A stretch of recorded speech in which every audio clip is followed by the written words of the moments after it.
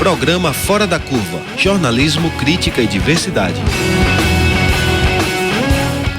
Bom dia, ouvintes das rádios universitárias 99.9 FM e 820 AM. São 11h30 da manhã e começa agora o Fora da Curva, o programa que fala o que a maioria cala. Eu sou a Munina Aguiar, estarei com vocês todas as terças-feiras, sempre das 11h30 ao meio-dia. O nosso programa Fora da Curva vai ao ar de segunda a sexta, aqui na sua Universitária FM, com retransmissão pela Universitária AM. Você também pode acompanhar ao vivo pelo facebook.com/programa Fora da Curva, pela página da Marco Zero Conteúdo e pelo Facebook/Universitária 99.9. Lembramos também que o nosso programa vai ser retransmitido aqui pela nossa rádio pública às 10 horas da noite de hoje. As mulheres ainda recebem salários mais baixos do que os colegas do sexo masculino em muitos países. Estas diferenças salariais variam de forma tão ampla que podem chegar a até 40%. Na prática, as mulheres têm muitas vezes mais trabalho para fazer do que apenas trabalhar para ganhar dinheiro. Elas também são responsáveis ainda pela maior parte das responsabilidades domésticas. Além de ganhar menos, são vítimas de assédio sexual e podem abandonar uma carreira profissional por conta dos baixos salários e da opressão no mercado de trabalho. No programa de hoje, a gente quer saber por que as mulheres ganham menos. Para discutir o tema, nós estamos com a economista do Departamento Intersindical de Estudos e Estatística, o DIEESE, Milena Prado. Bem-vinda, Milena. Bom dia, obrigada, Mina. E também com a assistente social e pesquisadora do SOS Corpo, Verônica Ferreira. Bom estar com você novamente, viu? Bom também. Um bom dia. E o jornalista Sérgio Miguel, da Marco Zero Conteúdo. Bom dia, Sérgio. Bom dia a todas as ouvintes. A discriminação salarial ocorre quando indivíduos com as mesmas habilitações e experiência de trabalho e que realizam trabalhos semelhantes são pagos de forma diferente. A lei garante, a grande maioria dos países, proíbe a discriminação salarial em razão de gênero e disposição sexual, nacionalidade, idade, estado civil, descendência, país de origem, raça e religião. Isso é o que determina na maioria dos países. Bem, no Brasil, as mulheres ganham menos do que os homens em todos os cargos. É o que aponta a pesquisa salarial da empresa Cato, divulgada este ano e que avaliou 8 funções, de estagiários a gerentes. A maior diferença é no cargo de consultor, no qual os homens ganham 62,5% a mais do que as mulheres. Em um momento em que mudanças nas leis trabalhistas brasileiras podem afetar a vida de toda a classe trabalhadora, as mulheres também podem ser as mais atingidas. Verônica, então por qual razão as mulheres ganham menos? São várias razões, né? Mas a gente tem uma condição estrutural do mercado de trabalho, do mundo do trabalho, né? Porque o mundo do trabalho não é só o mercado de trabalho, como você bem disse. Nós mulheres trabalhamos para ganhar dinheiro, né? Temos nossas atividades profissionais, mas nós também carregamos um outro mundo do trabalho nas costas, nos ombros, que é o trabalho não remunerado, o trabalho doméstico, o trabalho de cuidados, que é feito em geral no âmbito familiar. E é um trabalho invisibilizado e ainda muito desvalorizado. Essa carga de trabalho pesa nas nossas trajetórias profissionais. E isso é um dos fatores que explica a desigualdade salarial. Quer dizer, nós mulheres, ao longo da nossa trajetória, temos em geral mais interrupções, né? Se a gente precisa se afastar por conta de uma licença maternidade, isso pesa na nossa trajetória profissional. E isso não é reconhecido como parte da vida das mulheres, como uma parte, inclusive, inclusive, importante da vida da sociedade, porque reproduzir e cuidar da reprodução social é algo que sustenta, né, o mundo.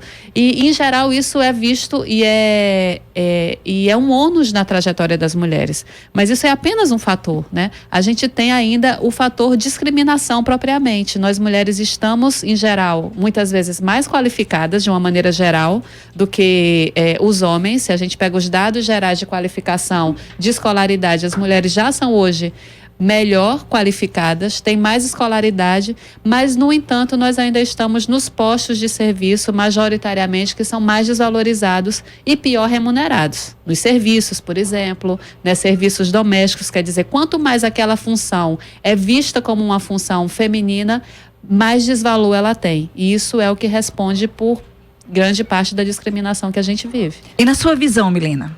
Bom, eu acho que Verônica contextualiza muito bem a coisa da discriminação, e só para dar um pouco mais veracidade aos fatos, nós em 2013 no DIEESE fizemos uma pesquisa, porque em geral você tem a relação de dizer porque as mulheres estão nos afazeres domésticos, as mulheres estão nesses cuidados, porque as mulheres estão em inserções menos valorizadas, né?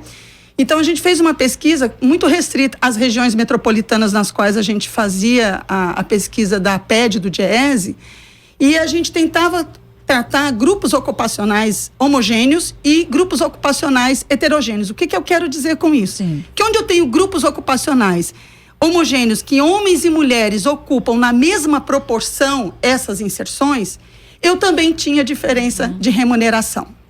Então, a mesma diferença quando você vai tratar grupos ocupacionais diferenciados, onde homens podem ocupar mais do que mulheres, e onde onde a presença masculina é maior e onde a presença feminina é maior, a diferença de remuneração, ela existe e é clara para a gente. Mas quando você vai tratar grupos homogêneos, que é essa discussão que está sempre posta para a sociedade, em dizer, mas não está na mesma função, não tem o mesmo nível de escolaridade, muitas vezes as mulheres têm até um nível de escolaridade maior, e ainda assim, nesses grupos, e aí não são razões objetivas aparentes, as mulheres recebiam menos que os homens. Então, seja em situações em que nós temos presença semelhante no mercado de trabalho com os homens, seja por razões de anos de estudo que as mulheres venham a ter, seja por qualificação maior ou menor que as mulheres podem ter, em todos esses grupos ocupacionais, as mulheres ganhavam menos do que os homens. Então, tem uma razão que é mais subjetiva do que de fato objetiva, de qualificação, de ocupação, de oportunidades no mercado de trabalho, as mulheres continuam ganhando menos. Para ilustrar um pouquinho mais ainda, tem eu não sei se foi o IPEA fez uma pesquisa em 2013, com os dados da RAIS de 2012. E eles levantavam o seguinte: mulheres com graduação, nível superior completo, mulheres com mestrado e mulheres com doutorado. Em todas as situações em que as mulheres eram mais qualificadas, porque tinham doutorado, porque tinham mestrado, as mulheres ganhavam cerca de 40% e até 50% a menos do que os homens. Então, a escolaridade por si só não nos garante uma igualdade de remuneração. O tipo de ocupação que a gente exerce também não garante por si só uma questão de remuneração igualitária. Talvez isso fique mais crítico nas ocupações domésticas, nas ocupações de serviços mais precários, mas quando a gente vai para outros setores, como a indústria, que é um setor mais privilegiado, no sentido de contratos de trabalhos mais respeitados, onde a relação assalariada e privada, as regras do trabalho, os direitos são muito bem caracterizados. E aí as mulheres também, elas estão menos presentes e ganham menos. A Gênero em Número é uma iniciativa de jornalismo independente focado nas questões de gênero e em jornalismo de dados. Elas trabalham muito com bancos de dados, analisando dados. E em maio, elas fizeram um especial sobre mulher e mercado de trabalho. E abordam essas questões muito bem.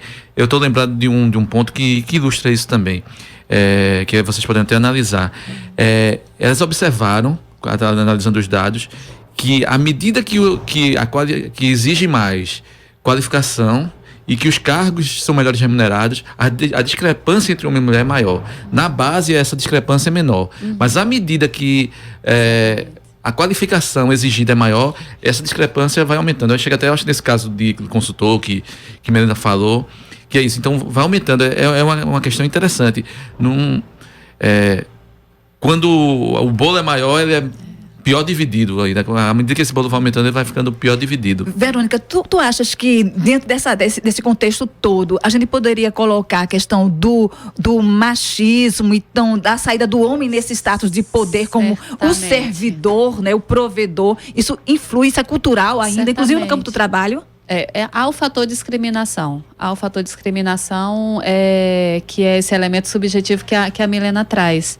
Que a gente no SOS faz pesquisas mais qualitativas sobre mulheres no mundo do trabalho, e a gente vê exatamente isso que a Milena traz dos dados acontecendo no cotidiano.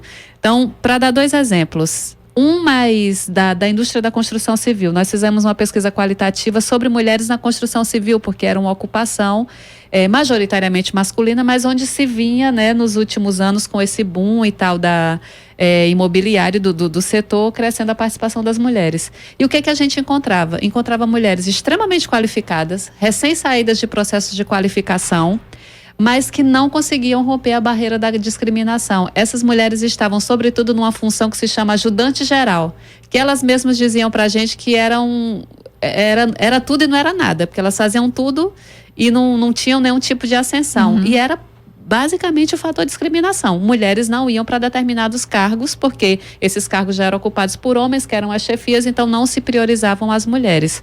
Um outro contexto de empresas públicas, que nós também já fizemos um processo de pesquisa e a gente via exatamente mulheres também extremamente qualificadas, mas que não conseguiam ascender para as funções de maior remuneração, que envolviam as gratificações, porque justamente havia a discriminação. Era como se determinadas funções de diretoria, de chefia, ou determinados postos de trabalho mais valorizados no interior da empresa, para os quais tanto homens como mulheres tinham qualificação para assumir, mas a prerrogativa era sempre masculina. Era como se para determinadas funções os homens já estivessem melhor capacitados. Então, há de fato o fator discriminação. Nesse mesmo trabalho que eu citei da Gênero e Número, elas trazem uma questão interessante. Na academia, isso fica muito claro. Na universidade. Elas fizeram um levantamento, o cargo de pesquisador sênior do CNPq, as mulheres só ocupam 25% deles. E se você vai para a base, 49% da produção científica do CNPq é feita por mulheres. Mas quando você vai para o sênior, só 25% delas conseguem chegar lá. Então, dentro da academia, que você, a princípio, você podia achar que é um ambiente menos machista ou menos com esses preconceitos, mas é onde talvez fique mais visível isso. Eu acho que o mercado de trabalho, ele na verdade traz todas as discriminações que existem na sociedade. Ele é o espaço onde elas se conformam, porque a nossa sociedade é uma sociedade salarial. Então você vai reproduzir sua força de trabalho a partir de uma inserção e de uma renda própria. Para você entrar no mercado de trabalho, ele tem uma série de requisitos, de pré-requisitos, que ou eles se bastam na escolaridade, ou eles se bastam em outras qualidades, né, que pessoalmente você pode ter, como aparência, uma boa fluência, uma boa conversa, enfim. Que isso nem sempre está associado à questão da escolaridade. A questão da pele. Então, há alguns setores no mercado de trabalho onde essa discriminação ela é absolutamente clara. Na universidade, quando o Sérgio nos coloca, ela deveria ser um pouco menos, eu diria, menos crítica, menos grave, porque nesse espaço é onde você espera que está dentro do setor público. O setor público, o acesso dele é por concurso, portanto, as condições de acesso elas são um pouco mais igualitárias, e dado que você tem algum grau de qualificação, de escolaridade, primeiro você é mestre, depois você é doutor, isso o colocaria num posto a mais. Só que isso não nos coloca. Então, há culturalmente nessa sociedade uma discriminação que nos barra desde a entrada no mercado de trabalho até a mobilidade e acesso a status superiores da profissão, seja na administração pública, seja no setor bancário, seja no setor de serviço, no setor de logística, que onde absurdamente são homens que estão no setor de crédito, seja nas escolas, para onde você olha para o mercado de trabalho. Ele naturalmente, ele cria um acesso mais fácil para os homens, né? E você entra no supermercado, você vê quem está na supervisão e quem está na gerência. Você entra no serviço. Esse caso que você falou do concurso na universidade, mostra, quando é mais objetivo, quando a escolha é objetiva, seja um concurso público, é meio a meio. Os dados mostram. À medida que a subjetividade vai aumentando, ou seja, para você ser escolhido um pesquisador sênior, existe uma subjetividade muito grande nessa escolha. Alguém escolheu porque tem que fazer uma escolha. Então isso vai aumentando, ou seja, quando é objetivo, é meio a meio, é simples. Então, nos cargos de direção e planejamento, as mulheres não estão presentes. São os cargos que melhor remuneram. Eu digo isso do ponto de vista da estrutura ocupacional. Nos cargos de execução e serviços de execução, as mulheres estão mais presentes. Então, a gente está mais presente nessas inserções ocupacionais que são menos valorizadas ou menor remuneradas, por sua vez, e nas que são mais valorizadas, as mulheres estão menos presentes. Mas, lembrando que, como a gente começou na entrevista, mesmo quando nós estamos, e aí revela a pesquisa da Cato, mesmo quando as mulheres estão mais presentes, que é o cargo de consultor, terão mais acesso os homens, e as mulheres, quando estiverem, por alguma razão que é velada, que é a questão da subjetividade, elas receberão menos do que os homens. Então, o mercado de trabalho, ele simplesmente traz à tona para a gente a discriminação que a gente vive culturalmente nessa sociedade que é uma sociedade patriarcal, por todos os elementos que Verônica já levantou. Então, tá aí. O mercado de trabalho só é uma caracterização disso, né? Pois é, minha gente, essas discussões você acompanha na Universitária, a nossa rádio pública. Fora da Curva, jornalismo analítico na Rádio Universitária, a nossa rádio pública. Para você que sintoniza agora a sua Universitária 99.9, este é o programa Fora da Curva, jornalismo, crítica e diversidade. Você também pode acompanhar pela Universitária AM 820 e pela internet facebook.com/programa Fora da Curva, pela página da Marco Zero Conteúdo e pelo Facebook/Universitária 99.9. Lembrando que o nosso programa vai ser retransmitido aqui pela nossa rádio pública às 10 horas da noite de hoje. No programa de hoje, a gente quer saber por que as mulheres ganham menos. E agora há pouco a gente estava falando dessas disparidades, né, entre os gêneros. E também pode ser observada, minha gente, na análise da renda da população. Os dados do Instituto Brasileiro de Geografia e Estatística, o IBGE, de 2016, mostram que a renda média nacional do brasileiro era de R$ 2.043, mas os homens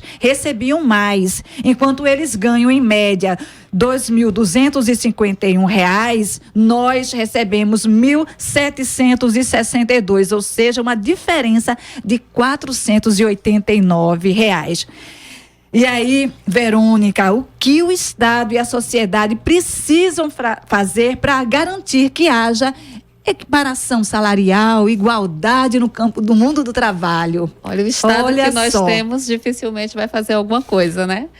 Na verdade, a gente tem um Estado que aponta para medidas que só vão aviltar ainda mais essa situação de desigualdade de uma maneira geral, né? Entre homens e mulheres, entre pessoas brancas e pessoas negras. A gente está vivendo no Brasil um processo de desestruturação de direitos. Temos aí uma reforma trabalhista que vai que liberou, né, a superexploração. Então, a gente tem aí um cenário de atuação do Estado para fortalecer a exploração. E isso acontece a partir dos mecanismos de discriminação que são acionados, né? Então, a divisão sexual do trabalho é um mecanismo que serve às empresas, que serve ao Estado, né? Que é esse mecanismo estruturante. Você divide, essa função é masculina, essa é feminina, e a que é feminina, ou supostamente feminina, vale menos. Isso é o que alicerça, né? A gente está falando aqui da discriminação como um fator subjetivo. Eu acho que é um fator objetivo, porque ele é reiterado, ele estrutura o mercado de trabalho. Então, a discriminação de gênero, a discriminação contra as mulheres,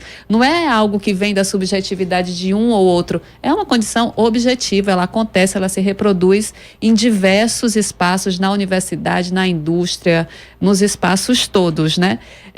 Então, eu acho que é uma situação objetiva. Precisa ser enfrentada com políticas públicas, precisa ser enfrentada com mecanismos que apontem e revelem essas discriminações, mas, sobretudo, o que vai mudar essa condição é a organização das pessoas que vivem essa situação para lutar contra elas. Então, é a organização das mulheres nos sindicatos, é a organização das mulheres nos movimentos, quer dizer, para revelar essas injustiças no interior das empresas, né? A gente teve um processo há um tempo atrás, uma política pública do governo brasileiro, do primeiro governo Dilma, que era o programa de igualdade de gênero nas empresas. Foi um programa muito interessante porque revelou justamente essas situações. Em empresas públicas, todo mundo entrou por concurso, supostamente havia uma isonomia, havia uma desigualdade entre homens e mulheres que era flagrante. Então, essa foi uma política muito interessante. Acabou, como todas acabaram, né?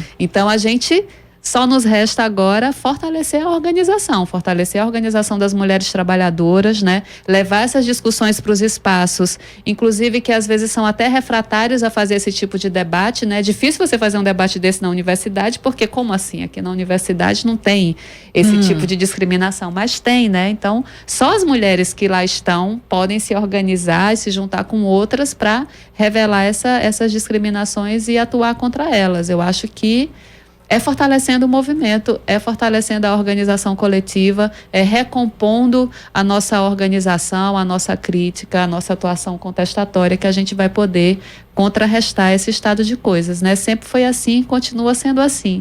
Acho que do ponto de vista do Estado, a gente só vai ter coisas ruins regressões, contra nós. Né? Regressões. Milena, quer contribuir então, também? Quero só complementar uma questão que Verônica traz, que dada a reforma trabalhista, que já aprovada, e a reforma da Previdência em curso, né, muito perto de ser aprovada, e isso vai depender muito da força e da capacidade de reação dessa sociedade. E aí é onde Verônica coloca que só há saída para nós no espaço coletivo. Então, se as mulheres já têm objetivamente, na divisão sexual do trabalho, uma inserção neste mundo do trabalho que nos explora mais e nos pagam menos. Essa escala. Nós trabalhamos mais porque nós trabalhamos fora e nós trabalhamos mais dentro de casa. Eu só queria contribuir com a sua fala, porque justamente tem uma pesquisa que diz que as atividades com as quais os homens mais contribuem em casa são pequenos consertos na casa, 72,3%, lavar louça, 20,5%, e comprar comida, 17,4%. Já nós, mulheres, somos as principais responsáveis em lavar e passar roupa, 82,6%, cozinhar 81,2% e limpar a casa 76,2%, que é justamente o que você coloca aí, da exploração. Se fosse assim, eu acho que a gente precisaria inclusive ganhar muito mais, porque já somos exploradas anteriormente, né? Interessante é que o homem, quando ele casa, ele passa a trabalhar menos, ter trabalho doméstico menor do que tinha quando era solteiro. E a mulher, ao contrário, ela passa a ter mais trabalho doméstico que ela tinha quando ela era solteira, né? Ainda e esse dado a gente também tem aqui, Sérgio, olha, a mulher antes, né, do casamento trabalhava 19 horas, quando ela casa, ela ganha mais 10 horas de trabalho, 29 horas.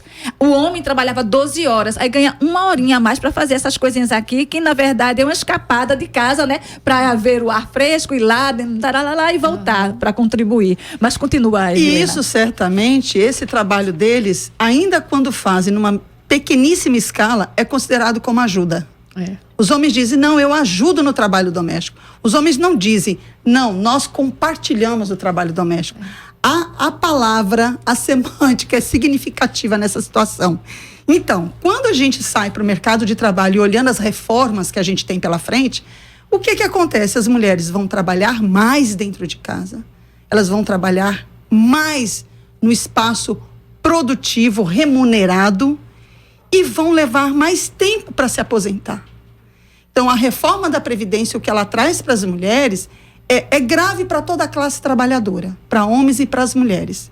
Mas para as mulheres isso ainda é mais prejudicial, primeiro, porque nós, quando entramos no mercado de trabalho, nem sempre estamos nos trabalhos remunerados. Então, o nosso tempo de contribuição, em geral, é diferenciado do tempo de contribuição dos homens, né? Nesse sentido do tempo dedicado ao mercado de trabalho. Porque a gente sai do mercado de trabalho quando nós efetivamente temos filhos, saímos do mercado de trabalho quando precisamos cuidar de alguém. Então, por várias razões, nós somos, às vezes, intermitentes no mercado de trabalho. Então, esse tempo de contribuição para as mulheres é muito penoso para ele ser alcançado. E considerando o tempo de trabalho que nós dedicamos, doméstico não remunerado e o trabalho remunerado, isso para as mulheres é a fadiga, isso é impensável. Verdade. E quando a gente pensa a reforma trabalhista já aprovada, as mulheres, em sua maioria, ocupam postos de trabalho, inclusive com o último período ouro de crescimento que nós tivemos, de 2003 a 2012, 2013. O que aconteceu? As mulheres entraram muito no mercado de trabalho, mas elas entraram, em sua maioria, em empregos que eram até 3 salários mínimos. Porque foi esse o grande boom de empregos que abriu. Então, na hora que o mercado de trabalho ele dá o refluxo, e a reforma trabalhista vem exatamente nesse momento, as mulheres estão saindo do mercado de trabalho. A taxa de desemprego voltou a crescer mais para as mulheres que para os homens. As taxas de desemprego nos últimos 10 anos, elas se aproximaram, porque houve uma queda para homens e para as mulheres. E mais significativo, para as mulheres. Então, nós nos aproximamos. Só que nós estamos num momento em que o desemprego é crescente.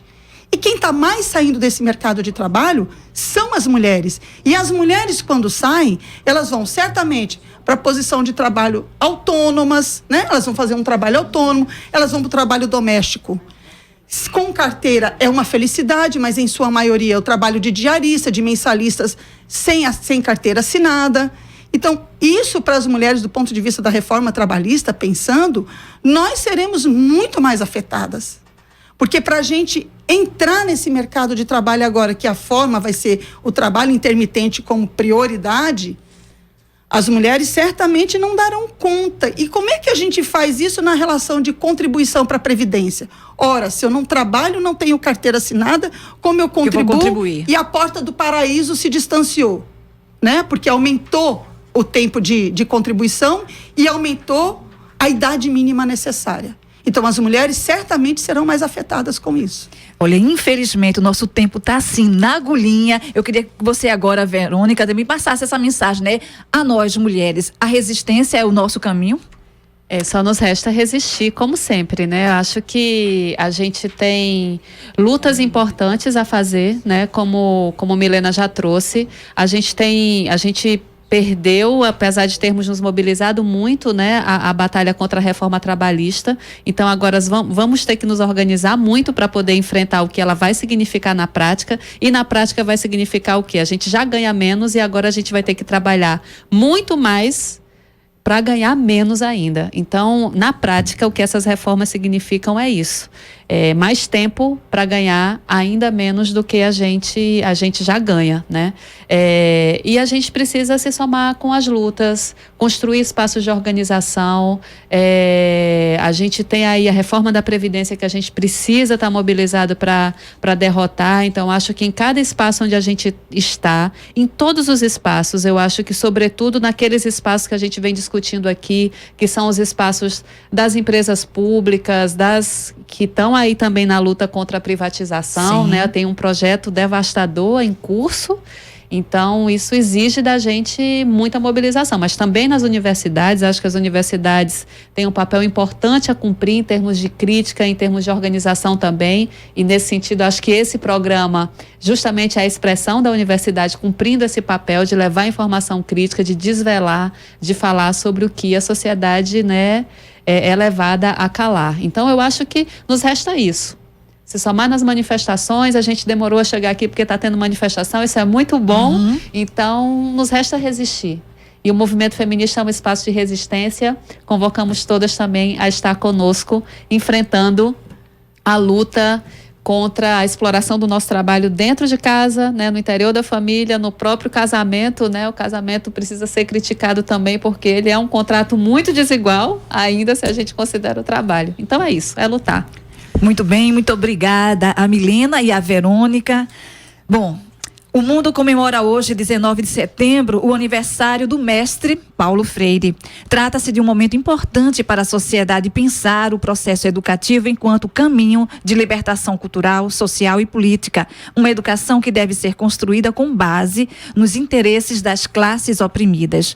Para marcar a data, o Departamento de Educação da UFPE e o Sindicato dos Trabalhadores em Educação, SINTEP, promovem um seminário sobre ética nas relações e práticas sociais, a ética na política e ética no judiciário. O evento integra a Jornada Latino-Americana de Luta em Defesa da Educação Pública, gratuita, laica e emancipadora e acontece ao longo de todo o dia de hoje no auditório Professor Carlos Maciel, no Centro de Educação da UFPE. Mas qual o significado de uma educação libertadora? O repórter Iveson Henrique ouviu o professor Ramon de Oliveira, do programa de pós-graduação da UFPE, sobre o assunto. Vamos ouvir? Ô, professor, então qual a importância da defesa de uma educação pública gratuita, laica e emancipadora? Olha, a primeira coisa é que a defesa sempre da educação pública e gratuita, né? Isso é uma coisa que é a consolidação do Estado republicano.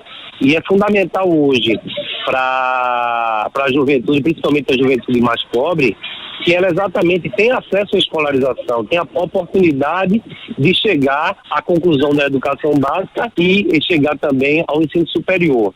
E no que se refere hoje a essa questão dessa formação laica, ou até diria da formação do indivíduo, que não seja condicionada por elementos que determinem o que eu poderia chamar de um controle sobre o pensar, é que a gente não tenha no currículo qualquer tipo de controle naquilo que seja a liberdade do pensamento. Por isso que a gente se coloca totalmente contrário a qualquer expressão de um controle do pensar da prática do professor, de um controle sobre as questões que são atuais da sociedade brasileira. Então, como hoje a gente está vivendo um momento extremamente conturbado, um momento politicamente difícil, se a gente não tiver a condição, se a escola ela não tiver aberta para discutir essas questões, que tipo de formação de fato você está dando para o indivíduo? Então a gente vê muito preocupação o movimento daqueles que estão ligados à escola sem partido. Então, antes de tudo, uma escola pública, uma escola democrática e uma escola que ela se caracterize pela liberdade de pensar e pela liberdade de expressão. Bom, e o programa de hoje vai ficando por aqui. Nós agradecemos mais uma vez para a Verônica e a Milena e a você, ouvinte, que ficou nessa meia hora conosco no programa. O programa de hoje teve a produção de Sérgio Miguel, da Marco Zero Conteúdo, e de Iveson Henrique, estudante do curso de Rádio, TV e Internet da UFPE. Na coordenação, Ana Veloso, professora do Departamento de Comunicação Social da UFPE. Na apresentação, Manina Guiar, do Centro das Mulheres do Cabo. Nos trabalhos técnicos, Marco Antônio. Nas redes sociais, Júlia Rodrigues e Natália Farias. Amanhã você fica com a apresentação de Paula Reis com o tema Vão acabar com a política de saúde básica? Perdeu o programa de hoje? Então acesse o facebook.com/programa Fora da Curva e também a página da Marco Zero Conteúdo, ou escute a retransmissão aqui pela nossa rádio pública às 10 horas da noite de hoje. Fora da Curva, seu programa de jornalismo, crítica e diversidade. Aqui a gente fala o que a maioria cala. Boa tarde.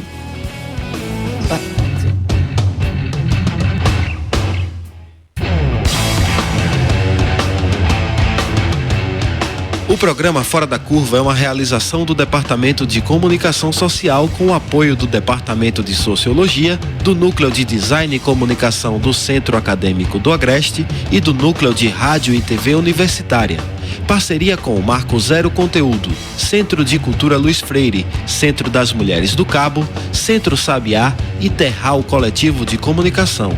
Esse programa fica disponível nas nossas redes sociais, na nossa página do Facebook, no canal do YouTube e no Mixcloud. A música tema do nosso programa foi composta pela banda Diablo Motor. Programa Fora da Curva. A gente fala o que a maioria cala.